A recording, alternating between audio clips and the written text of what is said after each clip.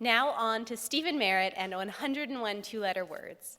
I think Daniel Handler, aka Lemony Snicket, said it best in his endorsement for the book.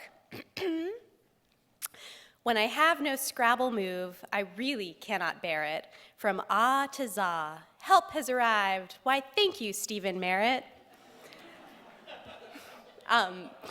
This book is a one-of-a-kind celebration of all the two-letter words allowed in Scrabble, beautifully illustrated by the wonderful Ros Chast. As I'm sure you all know, Stephin Merritt is the lead singer and songwriter for the Magnetic Fields, and has also created and played principal roles in the Sixths, the Gothic Archies, and future Bible heroes.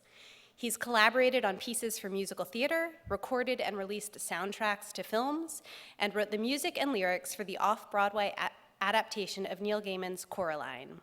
Locally, you may have also seen him at the Castro Theater with the San Francisco International Film Festival. A few years ago, he produced a score for the silent film 20,000 Leagues Under the Sea, and just this past April, conducted the audience in creating a score for another short film.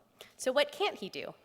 It should not surprise us then that he's also written this wonderful little book of clever four-line rhyming poems for each of the two-letter words you can play in Scrabble. He's joined tonight in conversation by Ideen Vaziri, pop music critic for the San Francisco Chronicle. So please join me in welcoming Stephin Merritt and Ideen Vaziri.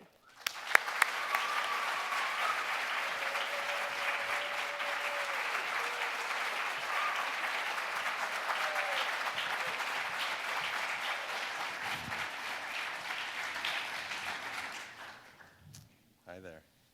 How are you? You look just like that guy backstage. I know. We're brothers. Do your friends even attempt to play Scrabble with you anymore? Do they just know they're going to lose? Actually, I'm not necessarily very good at Scrabble. I just know all the two-letter words. Okay. But before I knew all the two-letter words, I was terrible at Scrabble. Which is why you should carefully study the two-letter words. Or you'll be just as mediocre a Scrabble player as I am. So this is a sure way to get a low score in any game. Well, I like to think that the book is it's a good way to get up to the baseline that you need to have to play Scrabble at all, basically. Right. Because before I started writing the book, I was really basically a worthless Scrabble player, and now I'm mediocre. I'm really curious why you felt, out of all the things that you've come across in your life, you felt so compelled to write this book as to devote your time and energy to writing this as your first book. Were you feeling that? It was really kind of horrible to be a totally worthless Scrabble player. You were that affected, is Yeah. what I'm asking, yeah. Everyone I know is a pretty good Scrabble player, and I was the only bad one, so now I'm up there with everyone I know. I should explain that everyone I know is a famous writer, so it's a little, my experience may be a little skewed. Now, your goal was to use these poems. You were going to memorize them, so anytime you were stuck and looking at letters, you could just kind of, in your head, recite this. But earlier you were telling me that there's a problem with that because when you go to recite these poems from memory, what happens? Well, so here we have an actual poem from the actual book.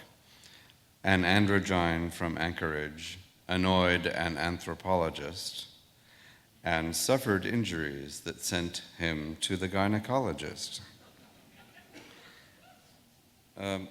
So I do remember that, without looking at it, I guess. I look at it to make sure, but with some of them, I remember the first version, not the published version.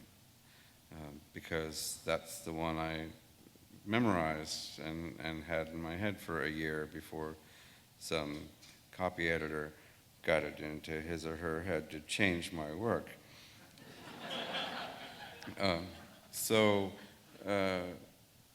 first I had a complete set of mnemonic devices that helped me remember the 101 Scrabble two-letter words. Now I have a published set that helps you remember the two-letter words. I remember the two-letter words because I wrote a book about it, but I don't remember the poems because they have been changing. You will remember the poems because you won't know about the other poems, but I can't reliably produce the right poem on cue. I love that, you're well known for putting restrictions around your work, just parameters around your work, and I love that you had to come up with 4-line poems about two-letter words that most people have never heard of. And so how long did that take? How long did it take you to kind of digest these words enough to be able to write about them? A while. I don't remember. I was moving at the time. My dog died. A lot was going on. I don't remember how long it was. A year? Less than a year? Something like that. So I should say about Anne, this particular one, a lot of the two-letter words are hard to remember because they're two-letter words. Like pay, P-E, the 17th letter of the Hebrew alphabet. It's, it could be K, K-E, and only be slightly different. And how do you remember which is which when there's only two letters to cue you? And it just seems arbitrary. So there I am in 6th grade, and I'm doing a quiz in my writing class. My writing class. I'm in 6th grade. In class, I'm in 6th grade. And it was about social studies or something. And I know the material perfectly well, but I suddenly couldn't quite remember what is the indefinite article in the English language beginning with A that comes before a vowel. The second letter must be a consonant. What are the choices? Ab, ac, ad, af, ag, ah, aj, ac, al, am, an, ap, ac, ar, as, z, at, av, ow, ugs. I've just run out of letters. None of them sounded right. None of them sounded familiar. And I sat there for minutes and minutes trying to remember, and unable to. And so I carefully used a consonant at the beginning of each of the nouns that I might need an indefinite article for till the end of the test, because I did the entire test without being able to remember Anne.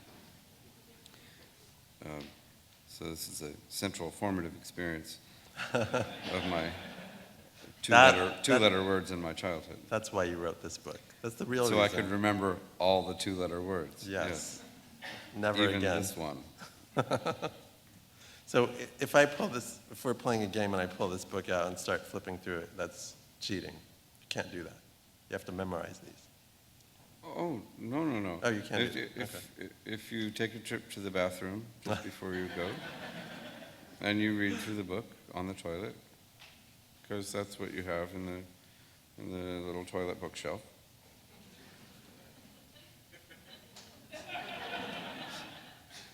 You don't read in the bathroom?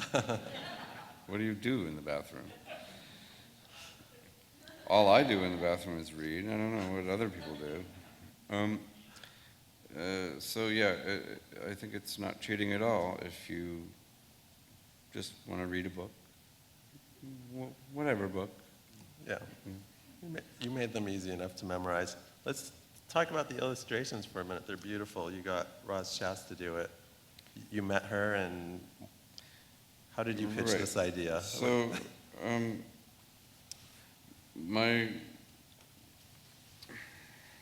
my editor at Norton said, I think it's time that we looked for an illustrator. And I said, well, I know a number of talented illustrators, some of whom are here tonight. And the thing is, I just got this fan letter 2 or 3 days ago from Ros Chast, who said, if you ever want to work together or anything on whatever, look me up. And I haven't figured out how to respond to her yet. So couldn't you respond to her instead? Like, come on, illustrate Stephen's book. So that's how that happened. That's great. That worked out well. It did. Yeah. Is writing a book, even this book, less stressful than making an album? Or? Oh, it's infinitely less stressful than making Yeah. an album. Making an album, you have to talk to other people and ask them again and again to play this simple thing that you've written, and they just want to interpret it and interpret it. Unbearable. But nothing of the kind happens when you're writing poetry. Right. And I didn't actually interrelate with Ros in any particular way during writing the book, because I basically wrote the book and handed it to her.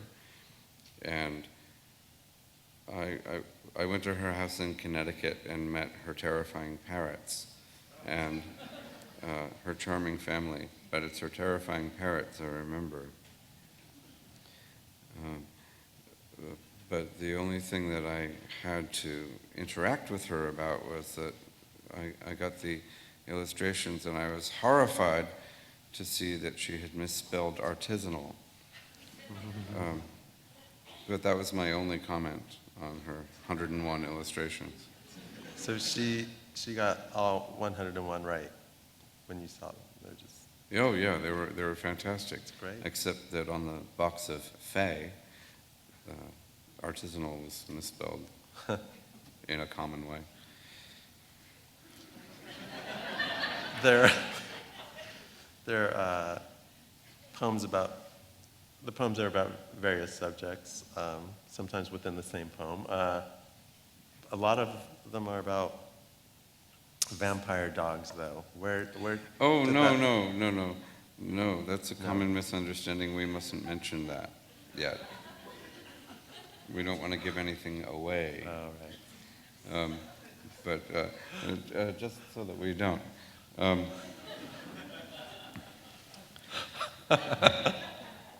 Oh, that puppy sure is cute.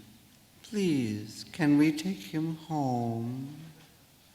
The victims of the vampire dog would fill a hefty tome.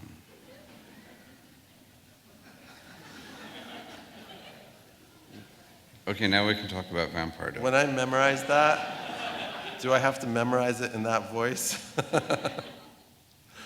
Yeah, that's half the fun. That's how it goes. Ooh. Nice. So yeah, where is that Irving? Is Irving carrying on his? I didn't actually give Ros any pictures of Irving, but it looks reasonably like Irving, my former Chihuahua. I mean, he remains a Chihuahua, but well, not really. He's been cremated. I guess a cremated Chihuahua is in no way a Chihuahua. Irving, for those who don't know, was more than just a Chihuahua. He was your constant companion. He was named after Irving Berlin, and he was always kind of attached to you. And under your hat or just on you for how many years? 13, 14? He died at 14, and I had him 14, all his life. yeah. Yeah, he wasn't always attached to me. I did go on tour without him several times. I only went on tour with him once.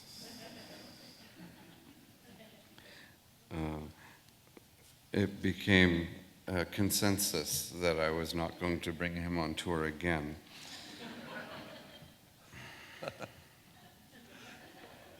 I think the last straw was when we played in Cambridge downstairs at the Middle East, and the green room was immediately off the stage, and Irving was in the green room, and he heard me singing, and he heard Claudia singing, and either way, he would start, anytime anyone was singing, he would start howling, because he knew we were there, and why didn't we come and pick him up and put him in our shirts? So the entire audience could hear him howling at least as well as they could hear us singing. I know you like to do a lot of your writing, when you're writing on songs and music, you like to go to loud bars and just kind of sit there in the crowd and you're actually listening to songs to figure out, in your head, you're thinking about how you would fix them, and that kind of inspires your own music. Did you write this? All of that is true except the word loud. I don't like loud bars. Oh, just noisy bars. Sure. But no, Bars with a loud choir. bars nowadays sound like nightclubs in construction sites. And not that there's anything wrong with the idea of a nightclub in a construction site. It sounds kind of cool. But it should be after the construction is over for the day. Right. Let's move on. Is Let's move on. I. What all in favor say is I, while those again say nay. But those in thrall to vampire dog say, I hear and obey. Were these written in a similar environment?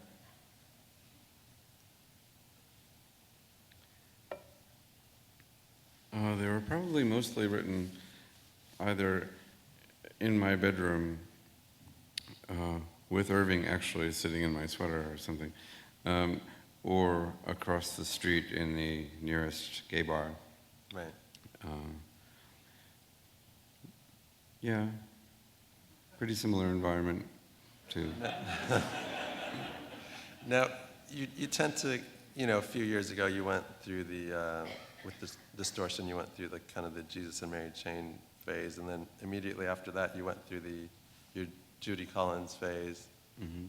And have you already moved on from this? Have you already lost interest in two-letter words in your head? Are you somewhere else? Or how long do those phases typically last with you? Well, as long as the project. I try not to repeat myself too much. Right. But as far as your interest level in something, how long is it before you move on to the next thing? Well, I try to exhaust my interest level with the project. I am still playing Words with Friends, and in fact now I'm playing Words with Friends with 15 people instead of 7 people.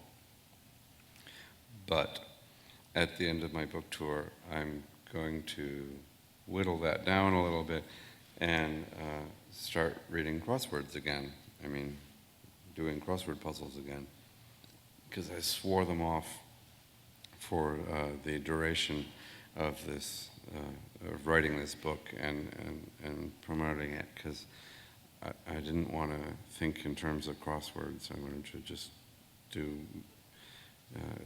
dedicate half of my brain to the two-letter words. And you never see two-letter words in a crossword puzzle, except on Thursdays. The New York Times crossword gets kind of tricky, and sometimes they have funny shapes, or even one-letter words. But the rest of the week, there's no two-letter words. Have you been working on music at the same time? Oh, yeah. Yeah. Right now, I'm working on a mini musical that will be part of a This American Life episode. Nice. My it's some. I think they're saying that it's time for us to get off stage. Thank you and good night. Good night.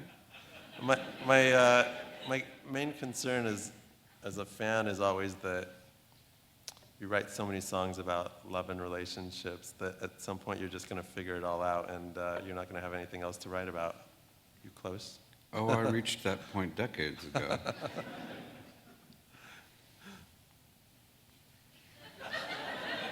Bi. The bi orientation is the happiest of all. If only they could bottle it and sell it at the mall.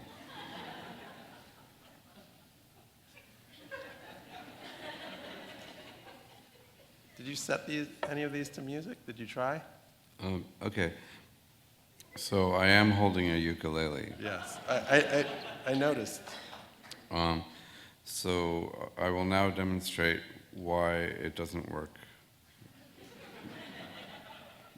Why I chose to express myself through poetry instead of song.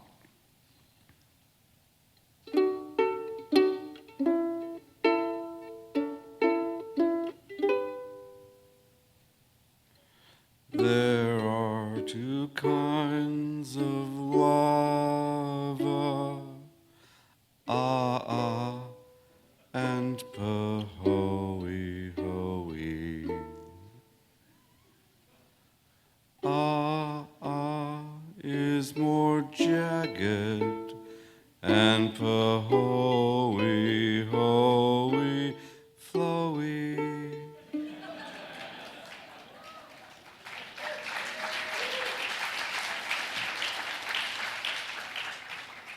Versus, there are two kinds of lava, and pahoe, hoey. Is more jagged, and pahoe, hoey, flowy. As a poem, it's much more memorable. I'm not sure you made your point there. Can you sing it worse? That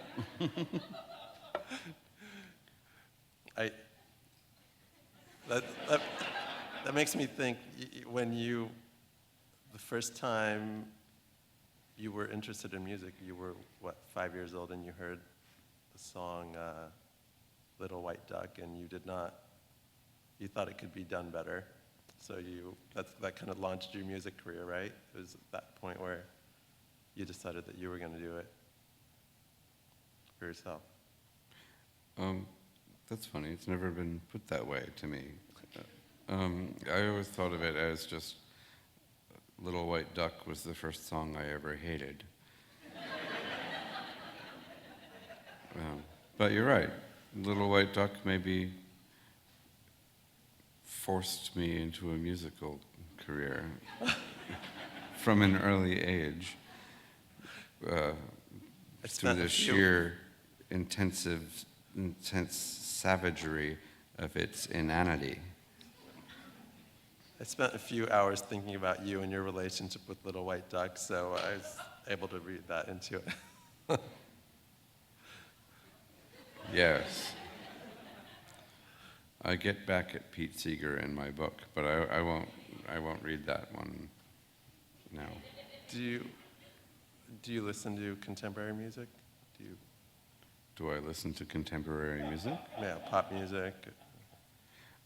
I do listen to contemporary music, but not very much pop music. Yeah. Once you've heard reggae get popular again, you kind of get the idea.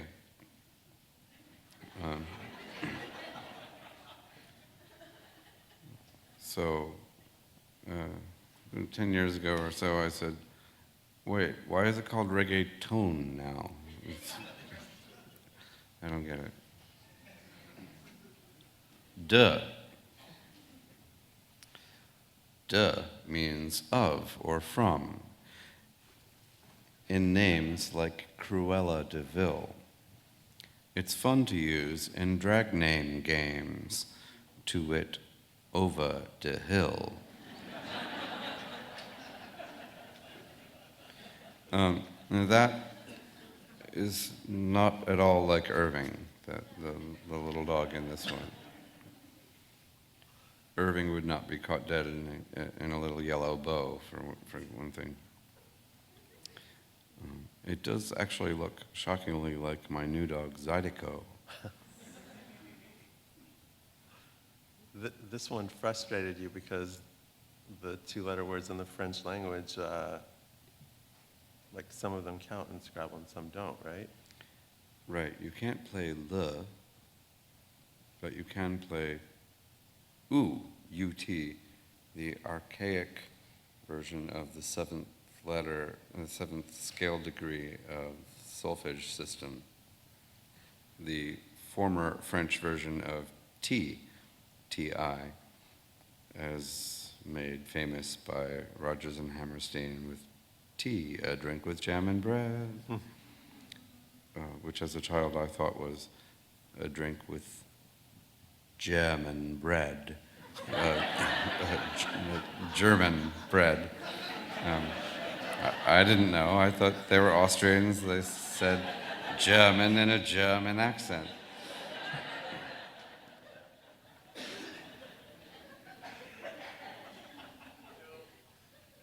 Oops.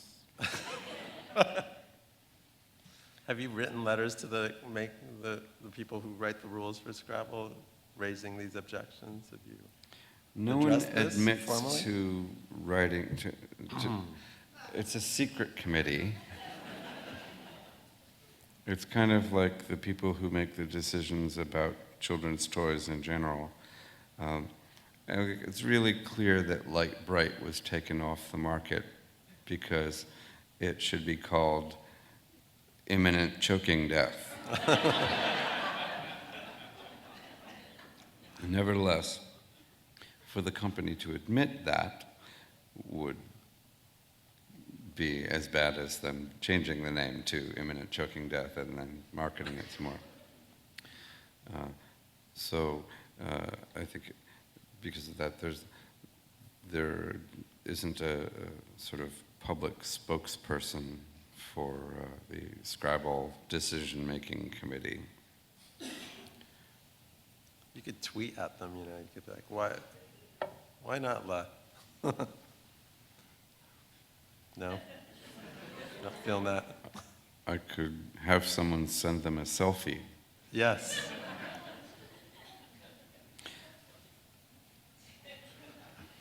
X.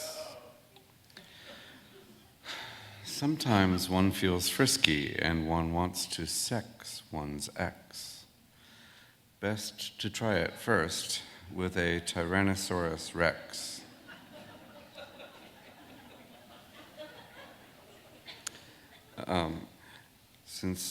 Since I have met Ros Chast, I am able to say that that is definitely a self-portrait.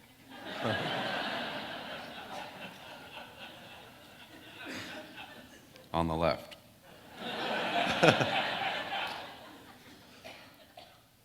Was this one written from personal experience? Oh no. No.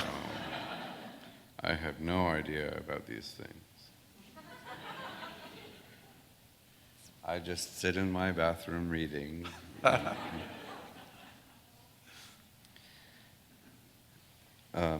He, Pa's a he, and Ma's a she, and Trevor is a tranny. We're not sure what to call him now. We used to call him Granny. Now that I should mention that I wrote this a year and a half ago when the word tranny was completely uncontroversial in every way, and people everyone was calling him or herself a tranny, willy-nilly. But now the wagons have circled around tranny, and I imagine that my book will be burned when I get to Seattle tomorrow. I've always been curious how you would fill out a personal ad, especially after reading this book. So there's an Allen Ginsberg poem which is an answer to that. It's in the form of a personal ad, and it can also be performed as a song, but not by me, because I don't know it. But I was invited to do an Allen Ginsberg poem for some, I think it was some Hal Willner thing or something, and that was the one I picked. But then the production company somehow went belly up because I guess it hadn't financed the project first. But anyway, the poem was tantamount to famous poet, middle-aged, Jewish, Columbia-educated, East Village resident, seeks young, priapic, not too opinionated assistant/companion for cohabitation and maybe more, and went on from there. So I have no idea how I would fill out a personal ad. I would never, ever make one.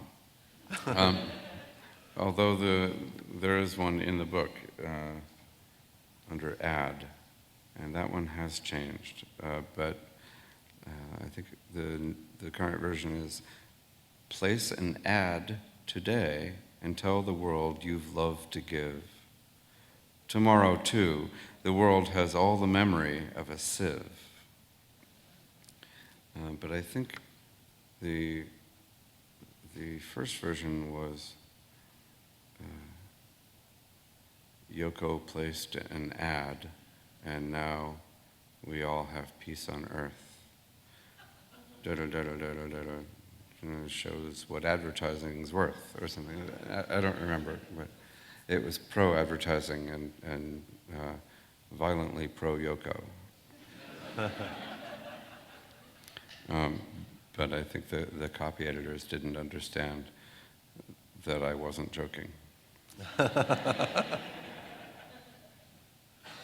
Do you find that as you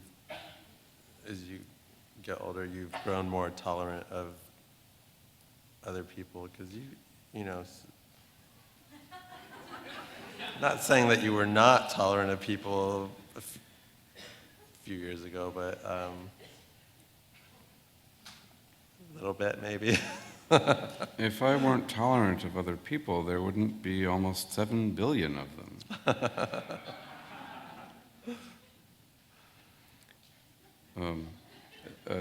People think that I hate children, for example, but as long as they're not eating or speaking, I have no problem with children. I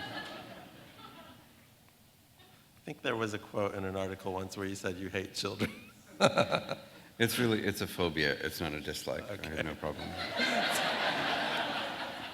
Speaking of children, Ma gets blamed for everything, like every other Ma. Pa, meanwhile, is on a pub crawl, skanking to the ska. If you can't read it, Ros has Pa saying, "This is all her fault."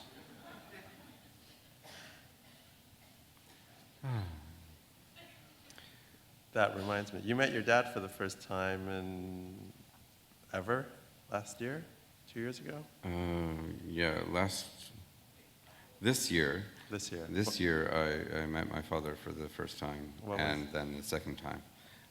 The occasion being that he was in a documentary about Doc Pomus, who was a famous songwriter of the 50s and 60s and even 70s, he wrote or co-wrote Why Do Fools Fall in Love and This Magic Moment, and,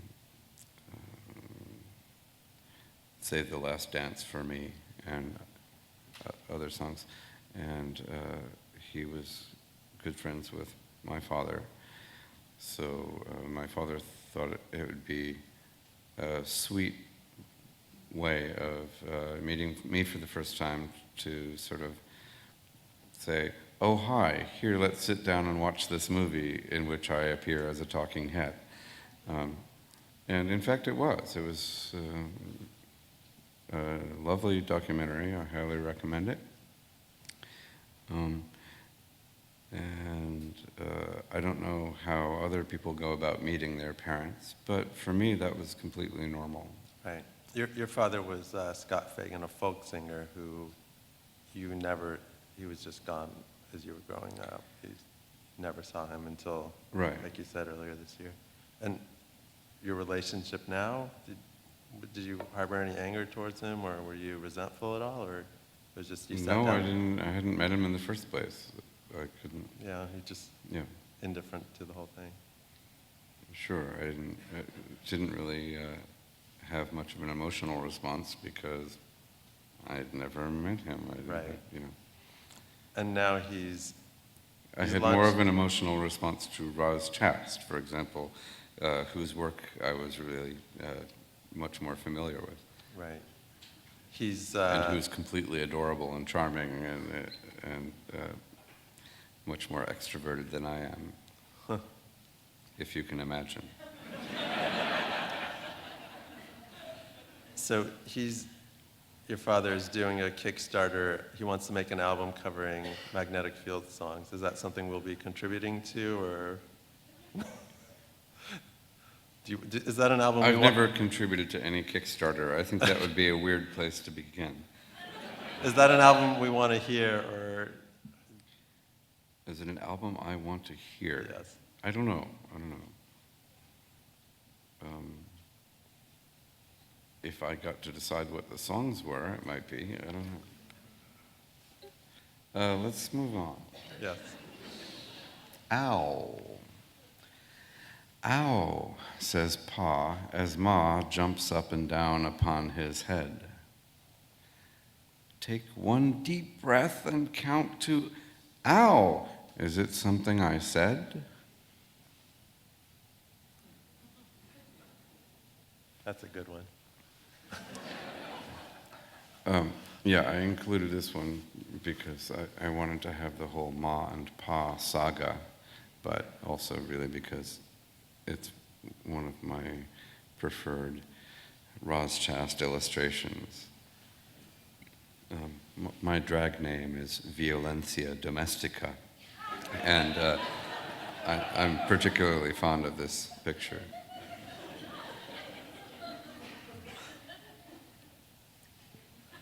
Not that we're condoning it, but maybe. Is it okay? Yeah. Sometimes. It gets to that point, right? Ox. Trixie was the ox princess. She ruled the happy oxen until a rival dosed her with a nasty neurotoxin.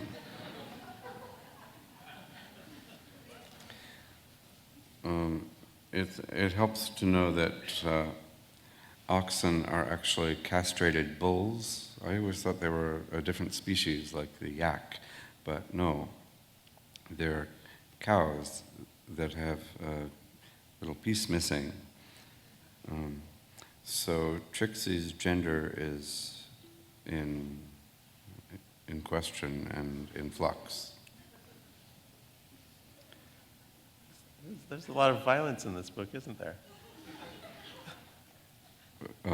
Only if you consider the way Americans treat animals to be. Well, we don't know that Trixie is an American. She might not be American. I guess she could be French. She could be Trissier. As you said, while you were writing this book, you moved from LA to New York. upstate New York. Why did you move, and what's it like? Why did I move from LA Yeah. to upstate New York? Why would anyone leave LA? Because it's too far from New York City. I was sitting in my little tiny studio apartment in New York City once, and I thought, where's that book? And I realized that I hadn't been home to LA in 6 months, and I hadn't even had time to think about going home to LA, where almost all my books were, and all my records. So I realized that the bi-coastal scene wasn't working out for me, and it would be better to have a much shorter commute. So I took my studio and all my books and stuff and moved it to Hudson, New York, which is 2 hours from New York City by train. And now I'm much happier. It was a really great decision. I've never regretted it for a moment. How do you, when you move from city to city, how do you find those bars that you like to hang out in with the right volume and the right crowd? And is that... That's simple. I go to all the gay bars in the city and figure out which ones I like. Which is how I met Pa. Pa paws Paolo from Paducah sometimes in the loo. Ma paws Withnail and I, she rescued from the zoo. I might want to explain that I is a three-toed sloth. It appears earlier in the book, of course. I think I can say, I, a threatened three-toed sloth found only in Brazil. It munches on leaves and sleeps in trees. I hope it always will. But it may not, because it's a threatened three-toed sloth. And people keep stealing it from zoos because it's so much fun to sleep.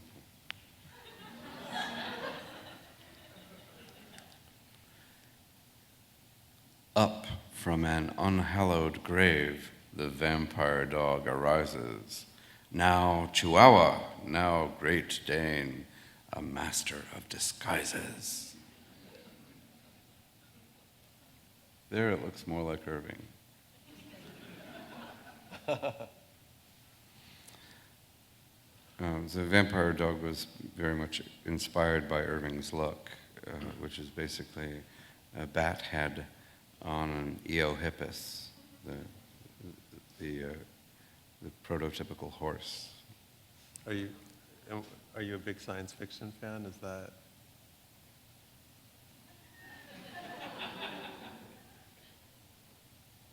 I'm sorry, was that a non sequitur?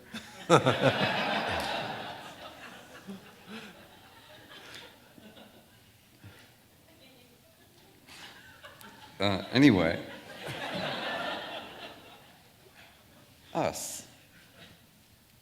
Us is me and Gus driving our bus across the land. When we die, just bury us together, hand in hand. No, that one's almost sweet. Right. Yeah. So. Did you have? Was that? But it's the difficult to write? illustration that makes it sweet, kind of, because the us could have looked like anyone. Ros has made it a pair of gay men, but it doesn't say that it's a pair of gay men. And Gus is it's a kind of dual gender name because it can be short for Augustus or Augusta, and also there's Gussie. So it's usually male, but it's often, there's a lot of female Gusses too. So it could have been a lesbian pair or a heterosexual pair. Gus could have been an I.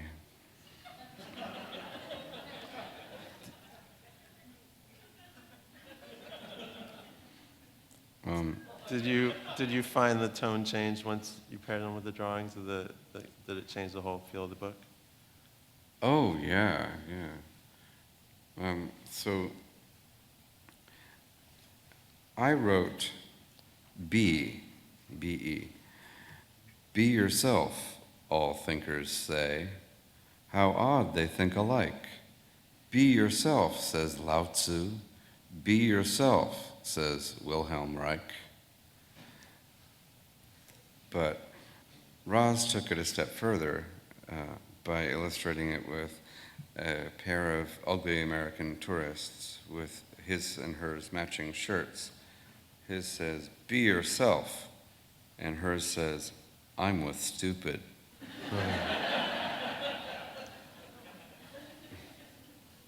She really upstaged me on that one.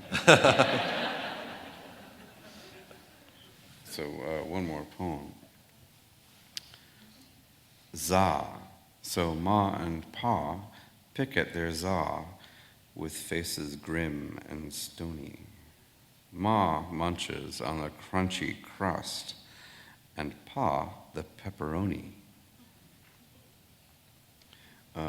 So Ros happens to have a delightful graphic memoir out in the last few months called Can't We Talk About Something More Pleasant?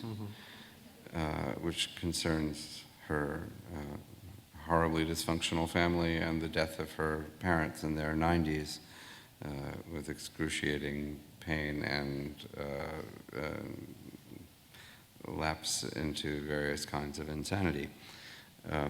So I think it's okay to say that that is definitely Ros Chast in the middle there, and that these are substantially portraits of her parents on either side, Ma and Pa. So I like to think that the Za illustration is an ad for Ros's book. So I plug it as an ad. What are some other things that you've considered writing books about? Do you have a list of ideas going? I definitely have a list of ideas going. But I would only tell you about the ones I was no longer interested in. Oh, yeah. What are your rejects?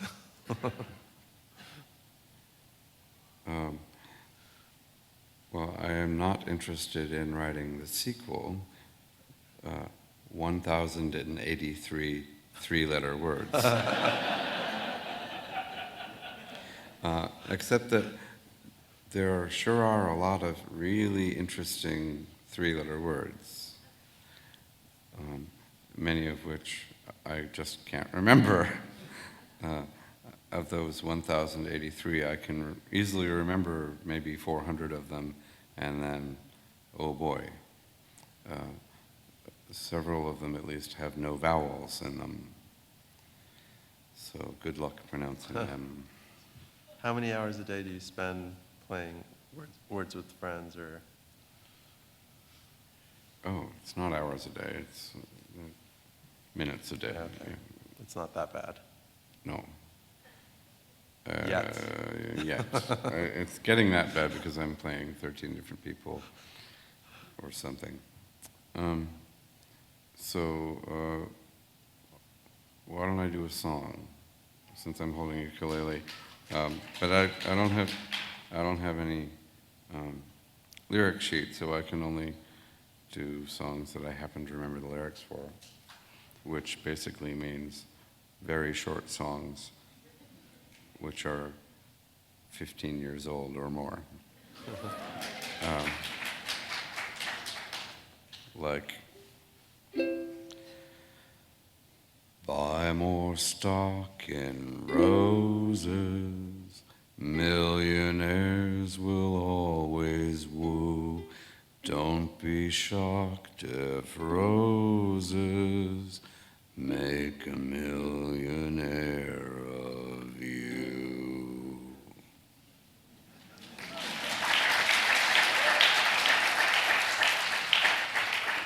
Thank you. I like to use that song as an illustration of why it wouldn't have worked for me to write 101 songs about the two-letter words, because it's a 15-second long song. You got all the words right and everything. That's great. Yes. Yeah. That's probably the only song I have ever written for which I always get all the words right. Good. Do you want to play another song, or? I mean, Sure. you do have that ukulele in your lap. Yeah, yeah.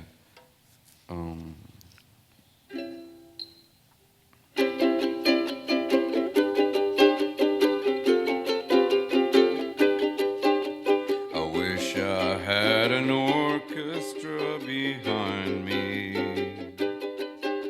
to show you how I feel. Well, the orchestra remains imaginary, but this little ukulele is real.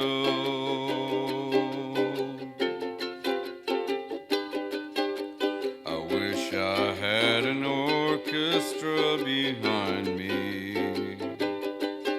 When you lose faith, an orchestra gives proof.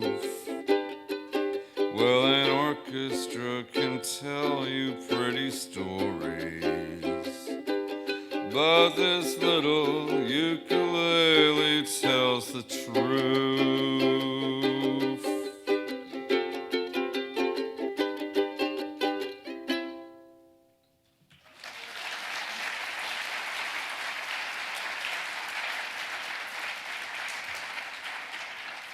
Thank you. I was thinking about how you once said that you would love Dolly Parton to cover one of your songs, and I'd love to hear her do that one. That would be amazing. Can't you just hear it? How do you mean? I'm not Dolly Parton.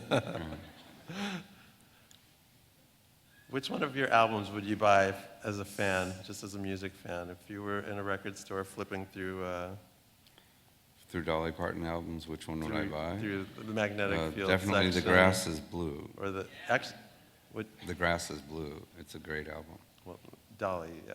Yeah. What about you? What about out of all the albums you've made? I always tell people to buy 69 Love Songs because it's the one I make the most on.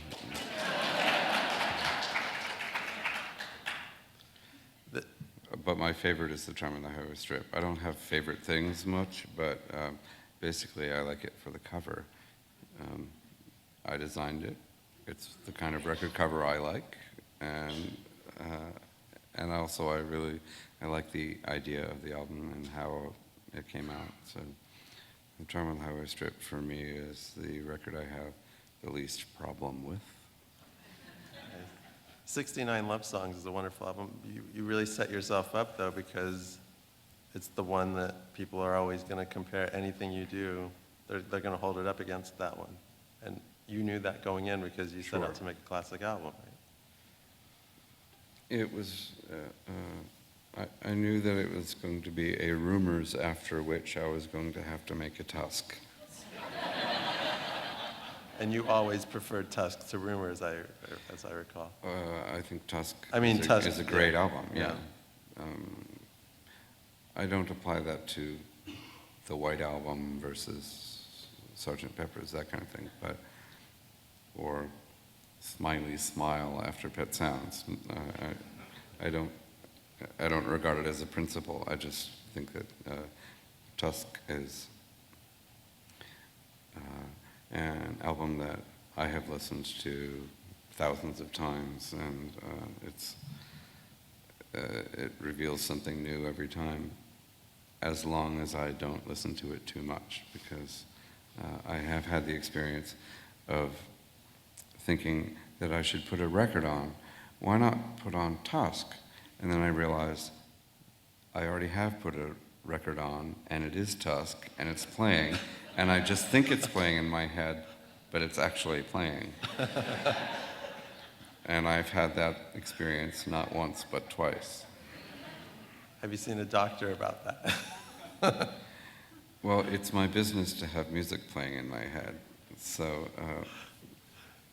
no, I guess if I saw a doctor about it, the doctor would give me something that would stop the music playing in my head. And suddenly I wouldn't have music playing in my head. And then I'd have to write poetry. Which is okay, right? Oh, yeah.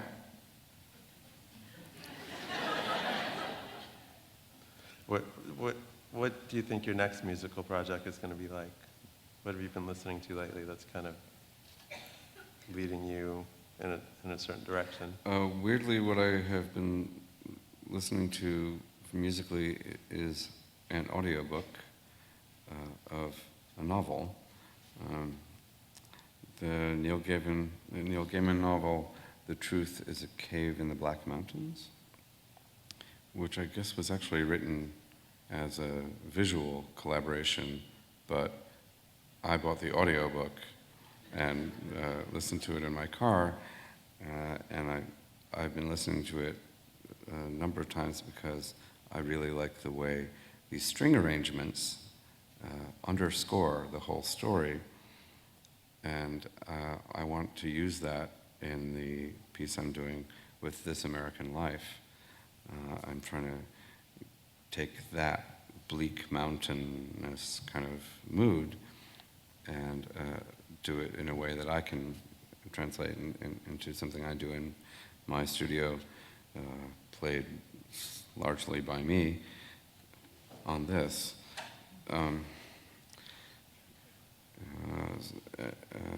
But the thing is, it's not meant to be listened to as music, because it's a novel.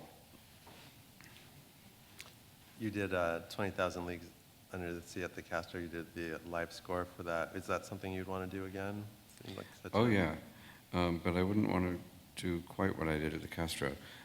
For 20,000 Leagues Under the Sea, I musicalized the score. I made the silent movie into a musical, which is something that one could theoretically do and do well in a modern recording studio, locked to time code on an actual movie. But that's not what I was doing. I was doing it live, so it was inherently unrealizable. We couldn't possibly stay in sync with the actors. I should explain that I can read lips pretty well because I can't hear very well. So I read the actors' lines from their lips and could pretty easily tell what they were saying. Like, look, a deep sea diver. Look, a shark. And there's a shark. It's not that hard. But it's kind of hard when your goal is to musicalize it and have it rhyme. And that was what I tried to do for the Castro. So it took me many months to even get to the Shags-like place of, there's kind of an idea, but the idea is so actually difficult to realize that it falls apart in every way with every second. And I thought that aesthetic was pretty clear. A big chunk of the audience did not understand that aesthetic at all. And they just thought that we were making fun of the film. Like Frank Zappa kind of level of zaniness. But we were actually trying to do it. Seriously trying to be in sync with the actors and trying to make a musical. So it was an unbelievable amount of work for one night only, which greatly alienated a big chunk of the audience, although I think it was probably more the silent movie purist chunk of the audience, and befuddled people. I can't believe there was confusion about something that you did. It happened. Yes. Maybe I'll do another song. Yeah. And then we can take questions from the audience after Cool. the song. Okay. Speaking of confusion about my intentions.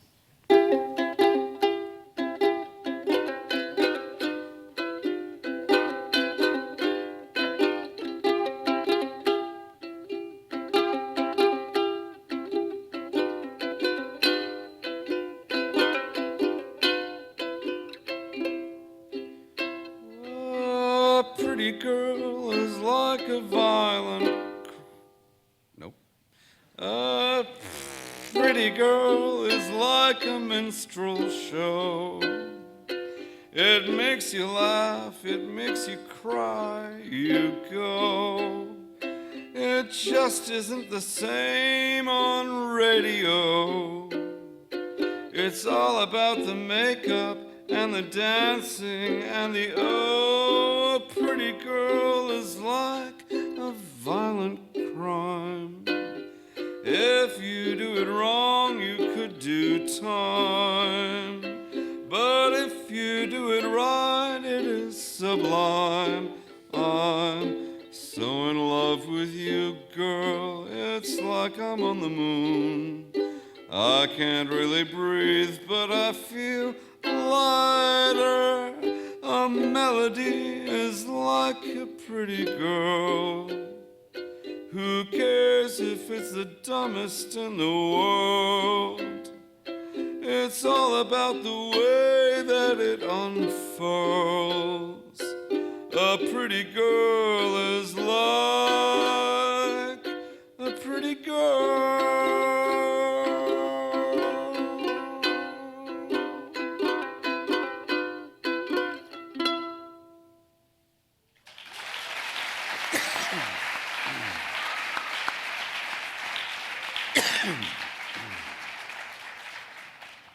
Excuse me. Are you ready for some questions? I can't imagine there'd be any questions left, but there may be. I'm ready for the okay. questions. I'm not sure I'm ready to answer them. First question is right down here in front. Hello. I've heard you say before in an interview that you don't like touring and performing live. I was wondering what, if anything, you do enjoy about performing in front of an audience.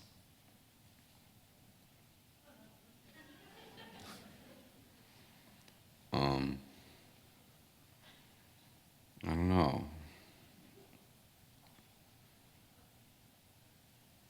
I guess I like being reassured that there is an audience, which is not trivial in the music industry at this point. Next question is up here in the back to your right. What other rock stars have you played Scrabble with? If any.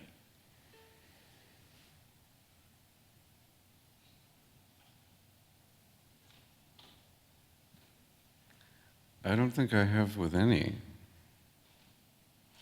Do you know any who I should be playing with? Yeah, do you know the band Half Japanese? Of course. They're very mediocre Scrabble players. I think it'd be a good match. Yeah, actually, Jad Fair and I, and Claudia Gonson, and Eric Lindgren of the Space Negroes did a song together a long time ago, which was a version of Jad Fair's song, Circus Nights. And our version came out beautifully, but I never heard it again, and I'd love to hear it if maybe Eric Lindgren has it somewhere. But Claudia has remained friends with Jad Fair. I don't have his phone number or anything, but yeah, if he has a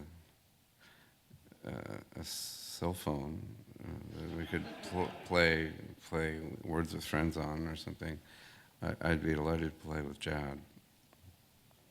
Next question is right here in the center. I used to teach Scrabble here at the JCC, and You're kidding. no, and I'm just wondering, do you know there's 5 new 2-letter words coming out in a month? There's 4. 4, sorry. 4, and they, Yeah. no, they came out last month, and I was all panicked and thinking that this was going to destroy my whole schema, but it actually only affects the acoustic Scrabble for now. It's the 5th edition, I think, of the Scrabble dictionary, and it has 4 new 2-letter words, only 2 of which I can actually remember right now because I haven't written poems about them. Gi, which is a karate outfit, a martial arts outfit, and po, which is a chamber pot. I like po a lot. But as far as I can tell, these words aren't usable in online Scrabble yet, although I can never get my online Scrabble to work long enough to finish a game anymore, so I've been playing only Words with Friends recently.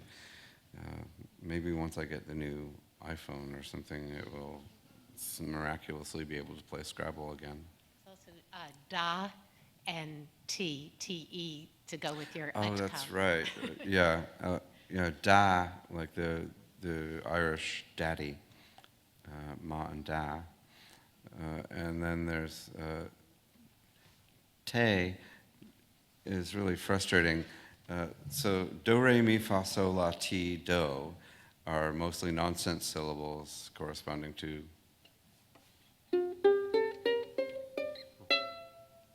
do, re, mi, fa, sol, la, ti. So the archaic French oo, do, re, mi, fa, sol, la, oo. And there's also the variation on T, which is the older version, do, re, mi, fa, sol, la, si, si. And now the new Scrabble dictionary would have us think that someone has ever said, do, re, mi, fa, sol, la, te. Maybe in the deep south or something, but I don't know. And I think that sounds like a Georgia accent to me. That I don't think it's real. And so, but the SI one was in common use until I think I'm bound to get this a little wrong, but in circa 1910, a smart nun discovered that do, re, mi, fa, sol, la, si was just confusing. So, fa, la, so, fo, la, si, so, la, si. It was hard to teach. So she just changed it to do, re, mi, fa, sol, la, ti, to sensibly distinguish so and si, so it wasn't confusing. And that's how we got tea, which is the one that we all use now, the drink with German bread. Next question is right over here. Thank you. I was wondering, you tend to do themes. It seems like you did your no synth albums, and I would say even this, you put big parameters around what you do. Do you think that helps with your creativity, or do you think you just like challenging yourself? I think it's necessary to have parameters when you have any project of any kind. I mean, the Rolling Stones have had the constraint of let's sound like Muddy Waters for 50 years. And that's not a criticism. They've been exploring the incredible amount of things you can do and still sound kind of within one coherent aesthetic. And when they deviated from that on Satanic Majesty's request, it's widely considered their worst album of the first 20 years. I happen to like it, but compared to the albums around it. I don't want to make some random number of two-letter words. I just want to make all of them. If the new version of the Scrabble dictionary had come out 2 years ago, and there had been 105 two-letter words then, I probably wouldn't have done the book, because 105 is not an interesting number. Next question. I was attracted to the palindromic number, which has some similarity to the 69 of 69 Love Songs. It's in some fonts, it's a visual palindrome, as well as a numerical palindrome, like 69. Next question is in the middle. So, do your friends hate you for playing two-letter words? Because I think I would. I don't have friends who don't play Scrabble. I forced my mother to start playing words with friends so that I could, have something to talk to her about. He was wondering if they're unhappy with you just playing two-letter words. Well, not just playing two-letter words, but playing two-letter words. No, that was my point. I only can be friends with people who already know how to play Scrabble, okay, so they they're cool already. with it. Yeah. I see. Yeah, Okay. they're not those babies who can't even play two-letter words. Next question is up here towards the back. I actually have two questions. One, I want to know what your vocal range is. And then the second question, there was a guy on Jeopardy. I feel really white asking this question. There was a guy on Jeopardy some time back who said you saw him on the Tournament of Champions and you watched all of his episodes and then you ended up hanging out with him. And was that really weird? Like, how much Jeopardy do you watch? Jeopardy? That's all one. That was Jason Keller, who is the sixth. He's the Jeopardy champion, sixth from highest of all time. But I happened to be in a writing phase, going to my favorite writing bar, Ty's writing bar. I call it my office.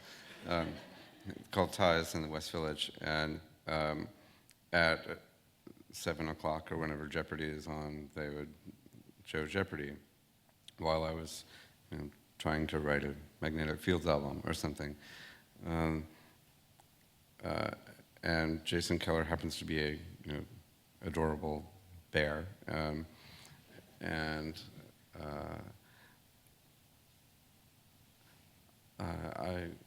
I was texting with a friend of mine, and I said, wow, now that they even have, the Bears have taken over Jeopardy, even Jeopardy.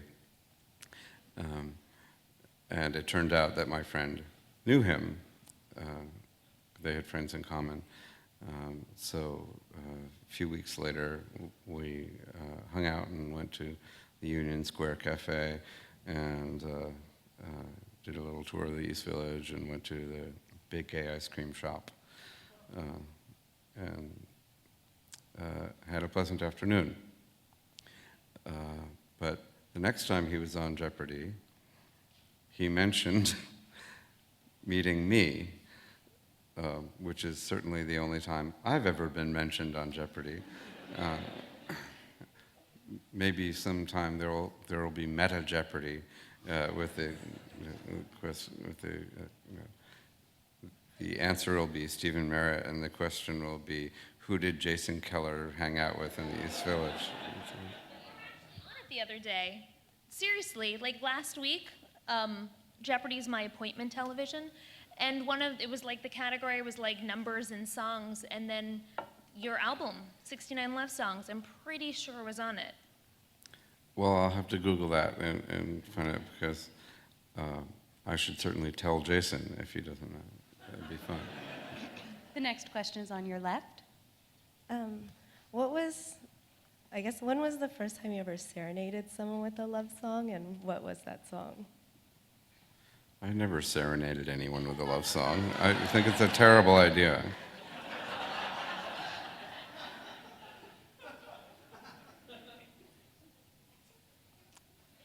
All right, we've got. And as for what song it would be, I don't know. I don't think it's a Suicide is Painless?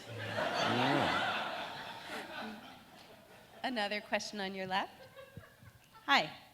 This isn't actually a question, sorry. But I just wanted to thank you because your music saved my life, and I'm sure I'm not the only person in this room that could say that. And I think that you're amazing, and I think that Scrabble is amazing, and I love you. Thank you. There you go. All right, another question or comment on your left. Have you thought about a Q without you word list? That would be more of an insert or pamphlet. Should we do one more question, or? Sure. Does anyone Sure. have a last question? This is your chance. No one wants to ask him about Oh, wearing. of course wearing, it's over there. All Wearing right, all give me a brown. minute. That? No? Do you know how difficult it is to buy brown clothing? It's about to get easier. Why is that? It's October. All right. Is this your shopping month? Is this when you stock up? This is, in fact, Okay. my shopping month. I would be shopping right now, but not right now. If you got his job. Oh. I'll take that one. Last question is on your right. Your ukulele's still out. Would you please play your girlfriend's face?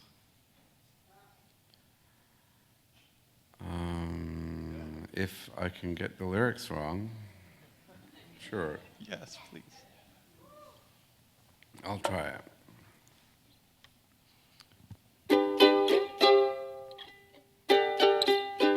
So I've taken a contract out on you.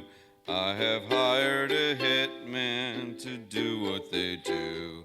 He will do his best to do his worst. After he's messed up your girlfriend first, I said he'll do his worst to your girlfriend first.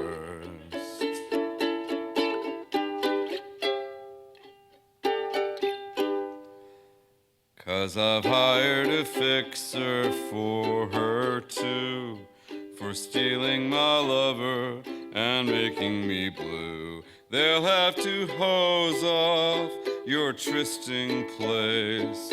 After he blows off your girlfriend's face, I want the whole bloody place red with your girlfriend's face.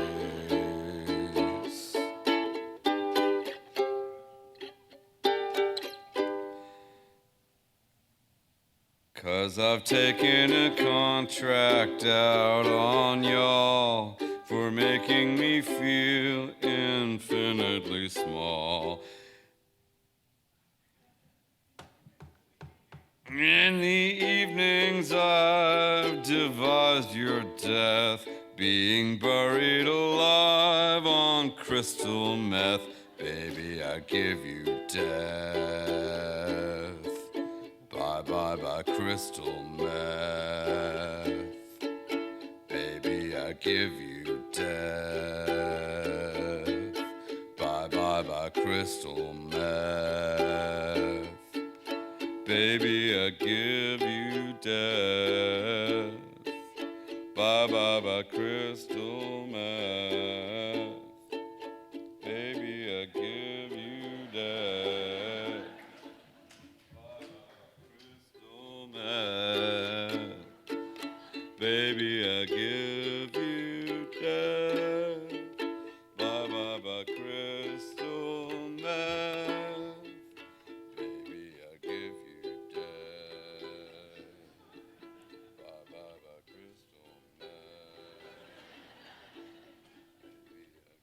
I give you death.